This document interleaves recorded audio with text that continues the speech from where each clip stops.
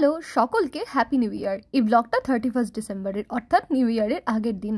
এই 31 ডিসেম্বরটাকে সেলিব্রেট করার জন্য আমাদের পাড়ায় লাস্ট কয়েক বছর ধরে আমরা কয়েকটা ফ্যামিলি মিলে একটা পিকনিক করি। মেনলি পিকনিকটা রাত্রিবেলায় হয়, কিন্তু তার তোড়জোড় শুরু হয়ে যায় দুপুরবেলা থেকে। যদিও পিকনিকের যে প্রয়োজনীয় সামগ্রীর বাজারহাট করা এগুলো সকালবেলা বা তার আগের দিন থেকেই স্টার্ট হয়ে যায়, কারণ অনেকজন মিলে আমরা পিকনিকটা করি, সো একটা বড় দায়িত্ব থাকে। আর এই বড় দায়িত্বটা বড়রাই সামলায়, এর মধ্যে বাপু আমাদের ছোটদের কোনো কাজ নেই। আমরা তো শুধু মজা করি আর সাথে ওই যে রাস্তা ডেকোরেট করা হয় সেটার কাজে হেল্প করি। পিকনিকটা হচ্ছিল আমাদের পাড়ার একটা জেঠুদের বাড়িতে, কারণ জেঠুদের বাড়িতে অনেক খোলামেলা জায়গা আছে, ওদের বারান্দাতেই সবকিছু রান্নাবান্নার আয়োজন হয়েছিল। আর এখানে আমি একটা ফাটা বেলুন ফোলানোর পাম্প দিয়ে বেলুন ফোলানোর বৃথাই চেষ্টা করছিলাম।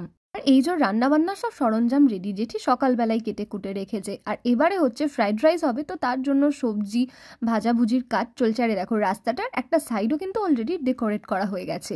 দুপুরবেলা থেকে পিকনিকের এখানেই ছিলাম, অনেক মজা করেছি, তবে এখন একটু বাড়ি যাবো because I am not feeling well. অনেকক্ষণ সন্ধ্যা হয়েছে, অলরেডি এখন 7:30 বেজে গেছে। আমি এখন যাচ্ছি পিকনিকের ওখানে রেডি হয়ে। মা অলরেডি চলে এসছে। আসলে আমার না শরীরটা হঠাৎ করে খুব খারাপ লাগছিল, মাইগ্রেনের ব্যথা হচ্ছিল। আর এই মাইগ্রেনের যখন ব্যথা হয় না, আমি আর ঠিক থাকতে পারি না, মাথা ঘুরে বমি হয়ে একাকার হয়ে যায়, যেটা হয়েছিল আজকেও আমার বাড়ি গিয়ে হঠাৎ করেই। অ্যাকচুয়ালি দুপুরবেলা থেকেই মাথা ব্যথা করছিল, কিন্তু তারপর পিকনিকের এখানে আসলাম, আরও হই হুল্লোড় হয়েছে। আমার শরীরটা হঠাৎ করে যে এভাবে খারাপ হয়ে যাবে বুঝতে পারিনি। তো এই দেখো আমি এসে দেখি রাস্তা ডেকোরেশনের কাজ পুরো কমপ্লিট। আর এখানে সবাই সেই লেভেলের ডান্স করছে, বাচ্চাগুলো ডান্স করছিল, আর এখানে কাকুও ডান্স করছিল ওদের সাথে সাথে। সবাই আমাকে নাচার জন্য বললেও আমি হচ্ছি বরাবরের ঢ্যাঁড়স, তাই নাচতে পারি না। ইভেন আমার দাদাও ডান্স করছিল। দাঁড়াও তোমাদেরকে নেক্সট ক্লিপে সেটাই দেখাই। আমার দাদার ডান্স তো দেখলে, এবারে এদের ডান্স দেখো। এই বাচ্চাগুলো খুব মজা করছিল ডান্স করতে করতে, তার সাথে দেখলাম বড়রাও যোগ দিয়েছে। প্রথমে রাস্তায় ডান্স করছিল সবাই, আর তারপর চলে আসলো এই মাঠে।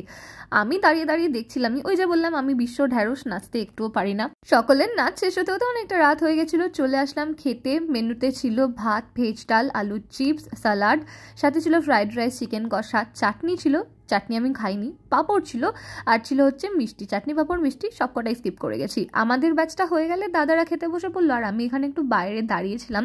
তবে বাইরে এত ঠান্ডা হাওয়া দিচ্ছিল, দাঁড়ানো যাচ্ছিল না। গত বছরও এরকম বিভৎস ঠান্ডা পড়েছিল, আর তার সাথে হু হু করে হাওয়া দিচ্ছিল।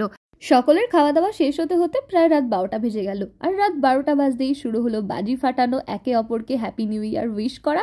আর এইভাবেই আমাদের নতুন বছরটা শুরু হলো। তবে এবারের বাজিগুলো খুবই বেকার ছিল, ঠিকমতো ফাটানোই যায়নি। পিকনিকের পর্ব মিটলো, আর তারপর একটুখানি আমি এখানে বেলুন ফাটাচ্ছিলাম বাচ্চাদের মতো করে। যে জিনিসটা আমার সব থেকে বেশি ভয় লাগে সেটাই করছিলাম।